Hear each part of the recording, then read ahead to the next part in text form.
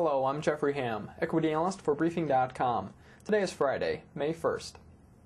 Despite a lower start, the stock market was able to finish a choppy trading session with modest gains, thanks largely to a rebound in energy stocks. Energy stocks snapped back from a 2.1% loss in the prior session to log a 3% gain Friday. The energy sector's rebound was helped along by higher energy prices. Crude oil futures finished pit trading with oil priced 3.4% higher at $52.84 per barrel. Still, lower oil prices than those seen last year are weighing on profits at many oil companies. Chevron reported its first quarter earnings per share results were more than halved since last year. Financial stocks finished the session with a 1.7% loss, worse than any other sector. The sector's decline came amid weakness in insurers following some ugly quarterly results from MetLife.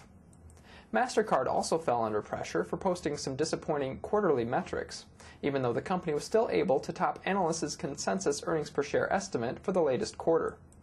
Banks were among those pressured as investors became skittish after hearing that results from the government's bank stress tests won't be released until May 7th, which is later than the May 4th release that was originally planned. The delay comes after executives at several banks began to debate the test results, which suggests the government's findings weren't entirely positive.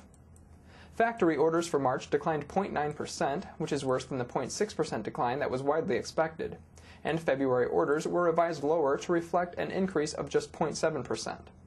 Meanwhile, the ISM Manufacturing Index for April showed continued contraction.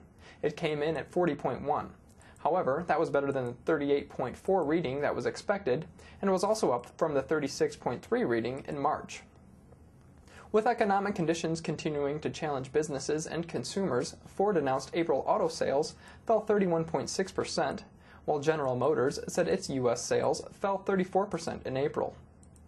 As part of an effort to loosen credit flow and stimulate economic conditions, the Federal Reserve announced that, starting in June, commercial mortgage-backed securities and securities backed by insurance premium finance loans will be eligible for collateral under the TALF plan. I'm Jeffrey Ham for Briefing.com, and thanks for listening.